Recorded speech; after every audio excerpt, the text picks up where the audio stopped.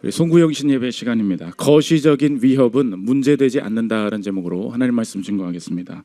연말이나 연초가 되면은 언제나 새해에 대한 예측이나 전망을 당연히 해보게 됩니다. 내년에 어떻게 될 것이냐, 우리가 그런 말들을 보고 보통 거시적인 관점, 거시적인 전망 이런 이야기들 얘기합니다. 이것이 국가나 또 세계 경제에 대한 금리에 대한 이야기일 수도 있겠지만 사실 우리에게 거시적이라는 것은 조금 더 좁게 볼 때가 있다는 것입니다. 내년에 우리 회사 어떻게 된다고 하냐, 그거 되게 중요한 거죠.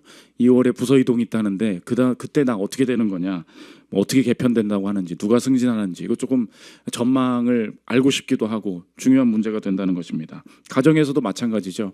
거시적인 변화들이 우리의 삶을 위협하고 또 좀 미래가 어떻게 될까 염려하는 부분들이 분명히 있습니다. 저희 둘째가 지금 어린이집을 다니고 있는데 문제는 첫째까지 다 잘 보내던 어린이집이었거든요. 내년에 문 닫는답니다. 딴 데 알아보래요. 그거 제가 피부로 처음 느꼈습니다. 야, 이거 인구 줄어드는 속도가 장난이 아니구나. 그때 느끼는 게 무엇입니까? 조금 두려운데? 뭐지? 이런 게 있어요. 아니, 보내는데 잘 보내고 있었잖아. 근데 갑자기 다른 곳을 알아보세요. 여기 문 닫습니다. 그때 그런 이게 내 인생이 그냥 굴러가는 게 아니라 거시적인 변화들 속에서 막 내가 이리 치이고 저리 치이고, 야 그럼 난 어디를 알아봐야 돼? 야 이렇게 된다더라라는, 야 이런 것들이 실제로 내 삶에 영향을 미치는구나, 이런 느낌을 받을 때가 있다는 것입니다. 연말에 연초에 당연히 그런 두려움들이 우리에게 생길 수밖에 없는 구조적인 시기적인 상황 가운데 있지 않습니까? 성경에 오늘 그거를 보여주는데 예수님도 똑같이 그거 당하셨다는 거예요. 나랑은 상관없어. 거시적인 변화들이 있는데 하나님이 어떤 관점에서 내년에 펼쳐질 변화들을 바라보고 또 대응하기를 원하시는지 살피는 시간 갖도록 하겠습니다. 세 가지로 나눠서 볼 텐데, 첫째로 거시적인 위협입니다. 예수님이 십자가 지러 가시기 전에 이렇게 예루살렘 쪽으로 쭉 가시던 도중이었어요. 그 거시적인 계획 중에 나오는 이야기이다. 오늘 성경이 그걸 보여주는데 예루살렘 쪽으로 쭉 여행하시던 길이었다. 22절 한번 보십시오. 예수께서 각 마을로 다니사 가르치시며 예루살렘으로 여행하시더니, 그러니까 이 거시적인 전체의 세팅을 봐야 되는데 예수님은 전체적으로 지금 예루살렘으로 쭉 들어가시려고 하는 계획 중에 있었다, 이것을 알 수 있습니다. 그런데 갑자기 바리새인 중에 몇 사람들이 와가지고 시비를 겁니다. 헤롯 안티파스라고, 헤롯 안디바가 너를 죽이려고 하는데 너 싫어하는 것 같은데 그거 알지? 걔가 세례 요한도 죽였던 거 알지? 다음은 너라더라, 이렇게 얘기하고 가는 거예요. 그러면서 뭐라고 조언하느냐, 걔가 너 죽이려고 하는데 일단 좀 피해야 되는 거 아니겠습니까? 31절 보십시오. 곧 그때에 어떤 바리새인들이 나와서 이르되 나가서 여기를 떠나소서, 헤롯이 당신을 죽이고자 하나이다. 무슨 말입니까? 계획 수정하라는 거죠. 거시적인 위협이 생겼습니다. 알 수 없는, 내가 예측할 수 없었던 일들이 생겼습니다. 그래서 내가 지금 계획을 그려나가는 중에 이 생각지 못한 위협 때문에 지금 계획을 바꾸게 생겼습니다. 이것을 인지하는 순간이 예수님의 공생의 사역 중에도 찾아오게 되었다는 것입니다. 예수님이 뭐라고 말하냐, 여호와한테 전해줘. 32절 보십시오. 이르시되 너희는 가서 저 여호와에게 이르되 오늘과 내일은 내가 귀신을 쫓아내며 병을 고치다가 제3일에는 완전하여 지리라 하라. 계속 한번 띄워주십시오. 여호와한테 말해라. 그때 당시 표현으로는 중요하지 않은 존재다, 그런 뜻이에요. 여우라는 뜻이 뭐냐, 우리가 보통 사자가 중요하잖아요, 그죠? 큰 동물들이 중요해. 제 여우다, 그런 말은 뭐냐면 중요하지 않은 인물이다, 중요하지 않은 말이다, 그런 말이에요. 그러니까 예수님이 그 당시에 헤롯 안디바가 나를 죽인다는 거, 그거 거시적인 관점에서 보면 제일 중요한 얘기잖아요. 그 피해야 되는 거 아닙니까? 그런데 예루살렘으로 가야 한다는 하나님이 주신 거시적인 이 십자가의 길이 있었는데 그 길 안에서 생기는 거시적인 변화들, 거시적인 위협들을 예수님은 어떻게 판단하고 계시냐? 그건 여우다, 이렇게 말하는 거예요. 그러니까 되게 중요한 얘기인데 일부러 그걸 깎아버리죠. 디스카운트 해버리죠. 아니야, 중요한 거 아니야, 그건 여우야, 이렇게 말한다는 것입니다. 우리에게 이게 중요하다는 거예요. 하나님 앞에서 내가 주님 앞에 사명받아서 주님이 인도하심 확신하고 가는 직업의 생활들, 결혼의 생활들, 내 모든 생활들이 있다는 것입니다. 내년에 무슨 일이 벌어질까요? 뻔하지. 변화가 벌어지겠죠. 위협이 벌어지겠죠. 뻔한 거 아닙니까? 갑자기 이상한 부서 보내겠죠. 이상한 팀장이 오겠죠. 미안합니다, 이런 어려운 예측을 해서. 그렇지만 그러겠죠. 진상이 또 나타나겠죠. 이상한 환자가 오겠죠. 이상한 학생도 오겠죠. 그때 느끼는 게 뭐예요? 거시적인 비유. 야, 어쩌다가 우리 학교가 이렇게 됐는데? 어쩌다가 우리 기업이 혹은 이 나라의 뭐 정책이 갑자기 이렇게 바뀐데 그때 드는 게 뭐예요? 야, 잘못 가고 있는 건가? 야, 이제 뭘 어떻게 해야 돼? 터무나 마음이 들뜨고 막 심란해지고 염려와 공포에 사로잡히게 된다는 것입니다. 예수님 뭐래요? 저 여호와한테 가서 전해줘. 넌 여호야. 헤롯 안티바는 세례 요한을 이미 죽인 바가 있기 때문에 굉장히 중요한 인물이라고요. 근데 중요한 인물을 예수님이 재정의하시잖아요. 걔는 뭐래요? 그 사람이 하는 말은 뭐래요? 여우가 하는 말이에요. 우리 인생에 하나님께서 시선을 바꿔주시는 게 무엇입니까? 내년에 뭐 이 회사가 뭐 매출이 이렇게 된다더라. 내년에 뭐 자녀의 학교가 뭐 이렇게 될 수도 있다더라. 이런 얘기를 들을 때마다 우리가 주님이 내 인생의 전체 계획을 이끌어 가신다라는 확신 속에서 그 모든 위협들을 다시 정의해야 될 게 무엇입니까? 그 위협이 없다는 게 아니에요. 그건 뭐예요? 여우예요. 그 여우가 하나님의 계획을 막을 수 있습니까? 없습니까? 없다는 거예요. 내가 여전히 내가 해야 할 일 해야 돼 이야기하고 있다는 것입니다. 그래서 연말에 여러분 주변의 친구들이 늘 그 가는 곳이 무엇입니까? 타로점 보러 가고 점집 가고 다 사주팔자 보러 가고 하잖아요. 절대 그거 하지 마요. 하나님이 집안 패가 망신하게 돼 있어. 절대 하지 말라고. 절대 가지 마. 어제 갔더라도 오늘 회개하면 되잖아. 이제 용서해줘요. 제가 갔는데 이렇게 손들지 말고 그냥 넘어가.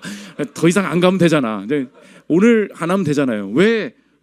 아니 목사님 물어볼 수 있죠. 목사님 방금 말씀하셨잖아요. 내년이 얼마나 두렵습니까? 내 인생과 가정이 어떻게 될지 얼마나 두렵습니까? 맞아요. 제가 한번 얘기했죠. 사주팔자 모든 점 용한 것이 있다고 치자고. 진짜 뭔가 맞추는 것도 비슷해 진짜로. 이건 우연은 아닌 것 같아. 당연하지. 영적인데 그럴 수 있겠죠. 그거 없는 게 뭐예요? 그 고난에 대해서 답이 뭐예요? 피해야 된다는 거죠. 어려운 일이 있으니 피하라는 거죠. 거기서 답을 못 주는 게 무엇입니까? 고난을 직면할 용기를 주지 못하죠. 그 고난이 내게 선이 될 수 있음을 절대 말해주지 못하죠. 그래서 이번에 그분을 또 얘기해서 미안합니다. 이분을 얘기하는 건 아니지만 이번에 자살하신 분이 자살하기 전에 3년 전에 어떤 무당이 예언했대죠. 뭐라고 예언했어요? 야, 이 사람 수갑찬 게 보인다? 어때요? 용하죠? 그렇잖아. 그 조회수가 몇백만 회라고 지금. 보지 말고. 아무튼 그러니까 아니 여러분 그 느낌 들을 때 어때? 솔직히 내가 아무리 뭐 장로고 집사고 내가 신앙생활하고 그 안 봐야 되는 게 맞다는 건 알지만 저런 거 보니까 뭐가 있는 것 같아. 맞죠? 사람들이 모르는 게 뭐예요? 그 무당이 2년 전에 먼저 죽었어. 이게 무서운 거예요. 이게 웃을 얘기가 아니라고. 내가 그 배우 어떻게 될지 귀신 씌워서 맞췄다고. 근데 그 사람이 감당해내지 못하는 게 뭐예요? 나의 운명. 남의 죽음을 얘기하기도 전에 내가 먼저 갔다고. 못 막는 게 뭐예요? 내게 올 두려움, 내게 올 모든 불안, 그것들을 선하게 해석할 수 있는 근거가 있느냐? 없다는 거예요. 그러니까 마지막 이렇게 연말 연초 되면 꼭 불안해서 하는 게 뭐예요? 그런데 꼭 간다니까? 송구영신 예배 드리고 지나오면서 타로점 가고, 들렸다가 송구영신 예배 오고, 둘 중에 하나는 맞을 거 아닌가? 그러니까 뭐라도 잡고 싶은 거예요. 그리스도인들이 다른 것이 무엇입니까? 그리스도인들은 왜 점을 안 보죠? 우리는 나쁜 일을 피하려고 하지 않아요. 주님이 정해주신, 주님이 내게 걷게 하실 계획들이 있어요. 다 오라는 거예요. 왜요? 그리스도의 십자가 아래에서 내 인생에 해가 되고 저주가 되는 모든 사망과 권세는 그리스도께서 십자가로 가져가셨음을 믿으십니까? 그걸 믿기 때문에 그래요. 왜 굳이 필요한 일은 해도 되잖아요. 그게 아니라니까요. 필요가 없기 때문에. 그거는 못 해주기 때문이에요. 못 해주는 게 뭔데요? 고난을 알려주면 어떻게 할 거예요? 그 피하라는 얘기잖아. 그러면 그 고난에 숨겨진, 그 고난을 돌파하면서 주어질 하나님의 계획, 그분의 선하심, 그걸 놓치라는 얘기 아니에요. 사고가 나든 누가 죽든 뭐 매출이 떨어지든 뭐가 어떻게 되든 상관없다는 거예요. 저 여호와한테 가서 말해라. 난 내일 할 거야. 그래서 오늘 성경에서 예수님 뭐라 그러냐? 오늘 완전해지리라. 32절 보십시오. 이르시되 너희는 가서 저 여호와에게 이르되 오늘과 내일은 내가 귀신을 쫓아내며 병을 고치다가 제 3일에는 완전하여지리라 하라. 이게 원래 계속 띄워주시죠. 원래는 오늘과 내일은 이거 히브리어의 관용적인 표현이에요. 짧은 기간 동안 이렇게 할 거다 이 얘기예요. 금방 지나간다는 거예요. 근데 그냥 완전해지리라, 이게 원문에 보면 뭐냐? I will reach my goal. 완전히 이루리라. 이게 십자가의 예언이죠. 짧은 기간 동안 이런 일을 하겠다라는 관용적인 표현이기도 하지만 예수님은 지금 헤롯이 죽이러 오겠다고 하는데 대놓고 여우라고 하면서 말하는 게 뭐예요? I will reach my goal. 나는 내 걸 다 이룰 거야. 나는 십자가에 가고야 말 거야. 그 어떤 고난이나 거시적인 변화들이 벌어져도 하나님의 계획이 우리의 가정 안에, 직장 안에서 내가 볼 때는 변화되는 것 같지만 하나님께서 이루고자 하시는 모든 계획들이 여지없이 다 성취될 것을 믿으십니까? 그러면 오늘 이야기해야 돼요. 적용적으로 어떻게 내가 지금 마음을 먹어야 되냐? 어떤 변화가 있대, 변화에 대응하려고 하지 말고 흔들리지 말고 내년에도 붙들어야 될 가치는 무엇인가? 이걸 물어봐야 된다는 것입니다. 여러분 지금 왜 힘든지 알아요? 내년에 붙들 게 없어서 그래. 내년에 어떻게 해야 될까요? 자꾸 뭐가 변화되면 그거에 맞춰서 어떻게 해봐야지. 뭐 내년에는 뭐 부동산이 하락을 한다던데 그때 하나 좀 맞춰봐요. 뭐 주식 뭐 이제 삼성전자 다시 그때 잃었던 거, 구만전자에서 잃었던 거 다시 뭐 이런 거 뭐가 오면은 좀 하나 잡아봐야지. 없는 게 뭐예요? 변화되는 것에 맞춰가지고 럭키한 거 하나 오면 대응해 보겠다. 내 인생에 지금 왜 이렇게 헛헛합니까? 내년이 와도 여전히 붙들어야 될 중심, 그건 하나도 없는 거예요. 좋은 뜻으로 그래서 한번 물어보세요. 무엇이 변화되어야 될까? 당연히 내년에 어떤 업황이나 여러 가지 거에 맞춰서 내가 대응해야 될 부분도 있겠죠. 그런데 오늘 내가 다시 붙들어야 될 게 뭐냐면, 야, 이게 내가 2023년에는 새해에 이렇게 해야지라고 붙들고 온 게 있었는데 너무 많은 상황들이 변하다 보니까 내가 어느새 잃어버린 거 뭐냐? 이거 말해야 되는. 기도하기로 했었잖아요. 그 부분에 있어서 기도로 하나님께서 여실 거라는 거 내가 확신하고 있었잖아요. 내가 예배 자리 빠지지 않도록 내가 하나님 앞에서 붙들기로 한 다짐들 있잖아요. 하나님 앞에서 내가 받은 확신들 있잖아요. 맞아, 이 가정 내게 주신 거지. 맞아, 이 직장 내게 주셨지. 하나님이 이거 감사로 다니라고 하셨었지. 이 자녀 내가 택한 자녀라고 하나님이 확신 주셨었지. 그 부모 지지리 볶고 아주 그냥 내가 진짜 너무 싫은데도 하나님이 그 안에서 하실 일이 있다는 거 말씀 중에, 모임 중에, 묵상 중에 주신 거 있었지. 다 마음에 그 기둥 하나들 세워주셨거든요. 근데 지금 다 잊어버렸잖아요. 우리 교회도 내년에 세우는 계획들이 많이 있어요. 이것도 해야지 저것도 해야지 이제 공동회의하고 말을 하겠죠. 근데 늘 점검하는 게 뭔지 아십니까? 늘 마음속 점검은 하던 거 잘해야 된다. 하던 걸 잘해야 돼요.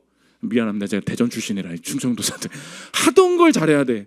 저 그 마음이 있어요. 우리 교회가 뭐 돈이 있어서 여기까지 왔냐? 누가 뭘 해가지고 여기까지 왔냐? 아니었어요. 성실하게 기도하고 말씀 준비하고 뭐 그거 가끔 재미없어. 근데 내년엔 뭐 할까요? 내년엔 기도도 해야지. 내년에 성도들 위해서 기도도 해야지. 그래서 오늘도 기도 제목 받는 거예요. 내가 뭐 자꾸 일하려고 하지 말고 그냥 심심하게 살자. 철저하게 말씀 준비하고 열심히 기도하고 그리고 욕하고 떠나면 나는 욕하지 말자. 그 하던 거를 계속 해야죠. 붙들어야 될 게 뭐예요? 8년째 우리 교회 이제 9년 차 가잖아요. 오신 분들 느껴지는 게 있어. 뭐 우리 했던 거 하죠. 8년 만에 성탄 콘서트를 처음 한 거야. 얼마나 심심하게 교회가 왔다는 거예요. 그죠? 그러니까 우리 내년에 자꾸 뭐 바뀌려고 하지 마요. 야, 대충 하던 기도 좀 제대로 해자. 정말 예배 잘 드리자. 그럼 된다는 거예요. 오늘 자꾸 거시적인 변화에 너무 신경 쓰여가지고 돈 어떡하냐? 이거 내년에 이쪽으로 바뀌면 어떻게 하냐? 뭐 있잖아요. 재정의하십시오. 저 여호와한테 가서 말해라. 그 사장은 여우예요. 그 선생은 여우라고. 자꾸 우리 애기 뭐 이러다가는 뭐 뒤쳐져요. 속으로 얘기해. 이 여우 같은 말 내뱉으면 안 돼. 아이한테 핍박이 가니까. 두 번째, 미시적인 집중입니다. 흔들릴 때 꼭 생각해야 될 게 뭐냐? 오늘 예수님이 자신이 누구신가 그걸 보여주는데 우리 신학적으로 예수님의 삼중직이다 이렇게 얘기합니다. 예수님은 어떤 분이냐? 예수님은 왕이십니다. 선지자이십니다. 제사장이십니다. 우리 안에 이 세 가지 직분으로 우리의 삶을 인도하시고 다스리시는데 그 중에서 예수님의 어떤 역할을 보여주시느냐? 오늘 선지자직, 예수님은 선지자이시다. 우리에게 다가오실 때 예수님은 선지자이시다. 이것을 보여주신다는 것입니다. 우리 두 가지로 미시적으로 어떻게 집중해야 되냐 예수님이 보여주고 계신데, 첫째로 해야 될 질문이 뭐냐? 구경인가 경고인가? 이거 물어봐야 된다. 것입니다. 구경하는 것이냐, 남의 어떤 일이 벌어지냐 구경해야 되는 거냐, 경고해야 되는 거냐. 내년에 이렇게 경고로 받아들이라는 것입니다. 34절 보십시오. 예루살렘아 예루살렘아 선지자들을 죽이고 내게 파송된 자들을 돌로 치는 자여, 암탉이 제 새끼를 날개 아래 모음같이 내가 너희의 자녀를 모으려 한 일이 몇 번이냐. 그러나 너희가 원하지 아니하였도다. 계속 한번 띄워주십시오. 31절부터 33절까지 벌어진 일이 뭐였어요? 바리새인들이 와서 헤롯 안디바가 너 죽이려고 한다는데 다른 곳으로 피하여야 되지 않겠니? 지금 누구 얘기했어요? 헤롯 안디바 얘기하고 예수님 얘기했다고. 그럼 예수님이 대답해야 될 게 뭐예요? 여우야 너 이제 할 거 해라. 나는 내 일을 하겠다라고 한 다음에, 이게 지금 같은 단락이란 말이에요. 예수님이 그 바리새인한테 말하지 않으시고 갑자기 내 말의 대상이 바뀌어요. 지금 헤롯 안디바가 죽이러 오는 게 중요하잖아요. 예수님 뭐라고 하시냐? 예루살렘아 예루살렘아. 누구예요? 니네 얘기. 지금 니네들이 나보고 뭐라고 하는데 이게 예수님의 선지자 역할이라는 거예요. 예루살렘아 예루살렘아. 그 다음 하시는 말씀이 뭐예요? 지금 내 걱정하고 있냐? 그 얘기예요. 지금 내 걱정하고 있냐? 이게 너희들에 대한 경고야. 너희들의 완악함에 대한 경고야. 지금 이렇게 예수님이 말씀을 해주고 계시다는 것입니다. 그러므로 새해에 우리의 가정과 우리의 사회, 내 주변에서 벌어지는 모든 일들을 해석하는 겸손한 한 가지 기준을 보여주시는데, 그게 뭐예요? 구경이냐 경고냐. 뭘로 받아들이라는 거예요? 모든 것을 내 인생을 향한 하나님의 경고로 받아들이라는 것입니다. 내가 지금까지는 저 자식 왜 이렇게 고집이 세? 왜 이렇게 내 자녀는 안 변해? 왜 이렇게 우리나라 사회는, 우리 정치는 왜 이런 거야? 주변의 일들을 지적하고 구경하면서 그래서 안 된다고 이야기를 했어요. 그런데 오늘 성경에 예수님의 선지자적인 역할, 선지자는 경고거든요.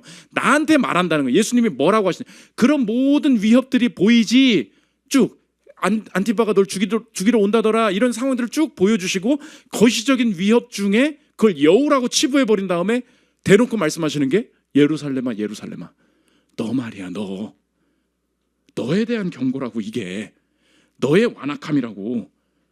우리 인생이 봐야 될 게 무엇입니까? 오늘 주변에 어떤 일이 벌어지죠. 새해에 명심하십시오. 하나님이 내게 뭐라고 말씀하시냐. 그 적용이 뭐냐? 그분은 언제나 나에게 말씀하신다. 이게 적용이에요. 언제나. 오늘 이 설교를 들으면서 내 남편이 오늘 왔어야 되는데, 그게 죄라고. 내 자녀가 이걸 들었어야 되는데. 아니에요. 하나님이 그 모든 상황 속에 내게 말씀하고 계신다. 이 자녀가 너무 막 방황을 해. 우리 집안에 회사가 너무 안 좋아. 저 상사 한 놈 때문에 우리 회사가 막 어려워지는 게 보여. 그때 어떻게 반응하라고요? 하나님이 나에 대한 경고로 받아들이라고. 오늘 이어지는 건데, 그래서 13장 4절 한번 보십시오. 또 실로암에서 망대가 무너져 치어 죽은 18사람이 예루살렘에 거한 다른 모든 사람보다 죄가 더 있는 줄 아느냐? 너희에게 이르노니 아니라 너희도 만일 회개하지 아니하면 다 이와 같이 망하리라. 사고가 났는데 구경하고 있니? 그 사고를 해석하는 방식을 보여주시는데 5절에 뭐래요?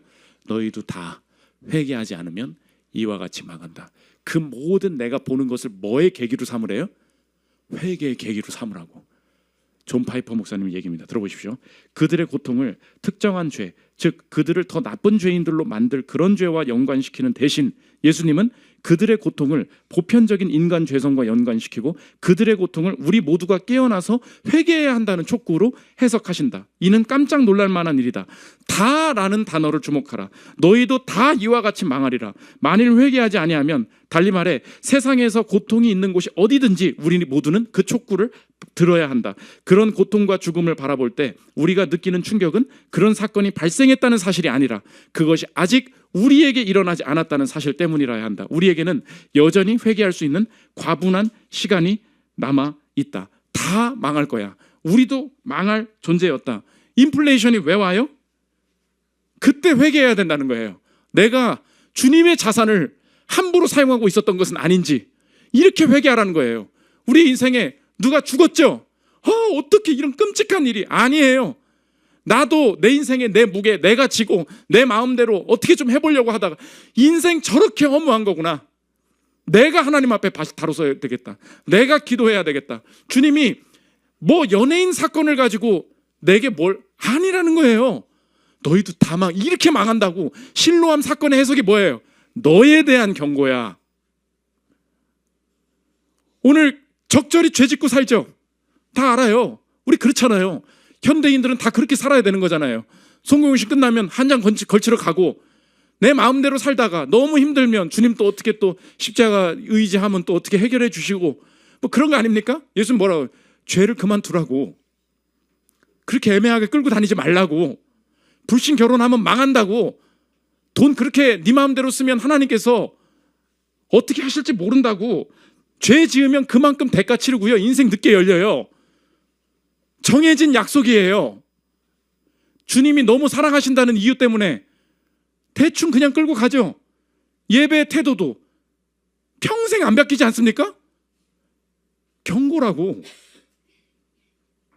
모든 인생 경고로 받아들이길 원한다. 제가 올해 내년 결심은 불평과 분노를 좀 진짜로 그쳐야 되겠다. 늘 사람은 화를 내는 거잖아요. 그렇죠? 아니에요? 그게 아니라는 걸 제가 알았어요. 아니 많은 직장인들이 그러지 않습니까? 내가 직장 다니느라고 애 못 본다고, 직장 다니느라 애 병원도 못 가주고 그러잖아요. 근데 저는 그래도 가까이 사니까 이렇게 애가 병에 걸리면은 같이 병원도 좀 가줄 수 있고 그런 시간이 좀 생길 수 있잖아요. 그렇죠? 많은 사람들은 직장을 다니면서 불평해요. 내가 이렇게 애를 위해서 병원도 못 가주고 그러잖아요. 근데 제가 평일날 애가 너무 아파서 병원을 가야 돼. 일할 게 많아. 진짜 애는 왜 이렇게 아픈 거야? 뭐예요? 나는 병원에 가줄 수 있는 사람이잖아요. 근데도 불평을 하더라니까? 그러니까 열심히 일을 해도 불평이고요. 병원에 가줄 수 있는 상황도 불평인 거예요.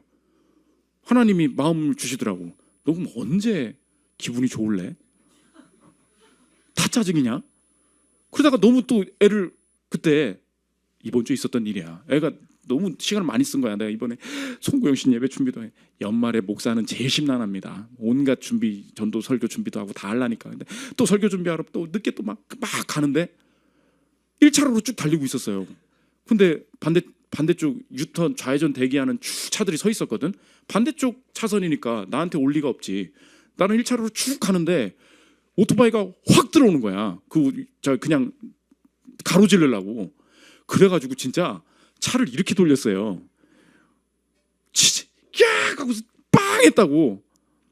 안 쳤지 물론. 근데 제가 나한테 미안하다고 안 하고 그냥 가. 근데 저 따라가가지고 야! 하면은 안 되잖아. 또 설교가 안 되잖아. 근데 너무 화가 나는 거예요. 근데 화가 날 만하죠. 근데 쭉 가는데 하나님이 마음에 뭐라 그래? 마음이 그랬다고. 원하는 게 뭐야? 그러면 그 사람 쳐서 걔가 버르장머리 좀 고쳐주길 바라니? 쳤으면 바라는 게 치는 거였어? 아무 일도 벌어지지 않았잖아요. 내가 틀었을 때 뒤에서도 차가 안 왔잖아요. 나는 지금 뭐예요? 살았죠? 살아도 불평이네.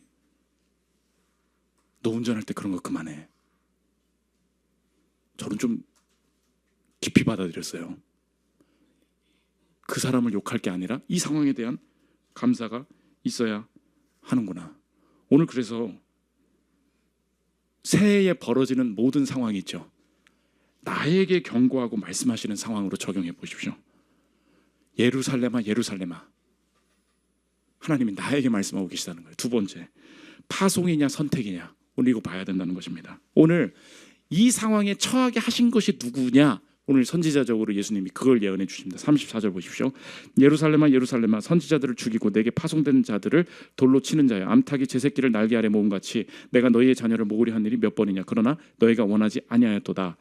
사람들이 돌로 쳤다. 그런데 그 사람들을, 그 선지자들을 뭐라고 하느냐, those sent to you, 과거 분사죠. 그러니까 그 사람들은 누구예요? 파송된 자라는 거예요. 그게 그리스도인들의 정체성이 된다는 것입니다. 내가 하나님 앞에 부름을 받아서 어딜 가면 거기서 어떻게 한대요? 돌로 친대요. 그러니까 우리의 인생에 내년에 가야 될 길에 대한 해석에 변화가 있어야 된다는 거죠. 오늘 뭐라 그랬어요? 파송이냐 선택이냐. 내가 그 직장에 왜 있는 것입니까? 내가 이 가정에서 왜 이 일을 하는 거예요? 나는 원하지 않은 일이에요. 나는 이걸 선택하고 싶다고요. 선택의 관점으로 보면 다 불평이에요. 다 불만이에요. 왜냐? 내가 원하지도 않는 일을 하고 있으니까 예측도 안 되는 거야. 여기서 행복이 있을 리가 없지. 그런데 내가 원하는 것도 아니고 내가 계획한 것도 아닌데 이 가정에서, 이 직분에서, 이 연차에 새로운 일들, 하나님의 행하실 일들을 기대할 수 있는 유일한 이유가 무엇입니까? Sent to you. 나는 누구라는 거예요? 파송된 자라는 거예요. 나는 이 자리를 선택한 자가 아니라고. 오늘도 이 교회를 왜 귀히 여겨야 합니까? 다닐만 하니까, 아무것도 안 시키니까. 1년 다녀보니까 편하던데 이거예요? 내년에도 그래서 다니겠습니다, 주님. 그럴 수 있잖아요. 이 교회를 왜 다녀요? 주님이 those sent to you, 나를 이 자리로 보내셨기 때문입니다. 그래서 일이 있어도, 내가 뭐 원하지 않는 부분이 있어도 이게 무한히 적용이 돼요. 내가 택한 자녀예요? 아니죠. 비교하면 끝도 없어. 저 자식은 왜 이렇게 아무튼 날뛰어? 그럴 수 있잖아요. 왜 이렇게 회심을 안 해? 왜 이렇게 예배를 안 드려? 그럴 수 있죠. 그런데 그 자녀를 돌보는 내가 뭐래요? 파송된 자래요. 그래서 난 자신감인 거예요. 주님이 이 자녀 붙들라고 나를 보내셨기 때문에. 이 회사, 여러분, 선택으로 따지면 얼마든지 이직할 수 있고요. 내년에 여러분 더 좋은 거 찾을 수 있어요. 그런데 이 시대에 하나님의 인도하심을 막는 게 뭐라 그랬어요? 좋은 거라 그랬죠. 좋은 거. 다 좋은 거 찾아다니잖아요. 좋은 것보다 앞서는 것이 무엇입니까? 내가 마음에 드는 선택지가 아니라고 해서 내가 그냥 아무 데나 옮기고 하지 말아야 될 이유가 무엇입니까? 나는 보냄받은 존재이기 때문에 그래요. 파송된 존재이기 때문에. 그러므로 적용인데, 여러분의 내년에 이동과 정착의 주권은 주님께 있습니다. 뭐라고요? 이동과 정착의 주권은 주님께 있다고. 자꾸 목사한테 협박하지 마요. 뭐 이 교회야, 뭐 이렇게 하면 나 교회 떠나. 가시라고. 그건 내가 할 수 있는 게 아니에요. 뭐 자꾸 직장에 있어서도요, 연봉 올려주면 어쩌고 저쩌고 그러지 말아요. 먼저 물어야 될 게 뭐냐? 주님 보내신 거 맞죠? 주님 보내신 거 맞아요? 가끔 헷갈릴 때 자꾸 물어봐. 보내신 거 맞아요? 주님 이거 맞죠? 그래서 그리스도인들에게 근무 여건, 근무의 복지, 상급지가 어디냐, 이 모든 판단보다 우선되어야 될 것이 무엇이냐? 그게 하나님의 부르심이에요. 하나님이 보내신 곳이라면. 배우자 결정도 마찬가지예요. 나이가 원하는 배우자가 있었어요. 만나봤습니다. 배우자가 무능해요. 어쩔 거예요? 그게 시험이에요.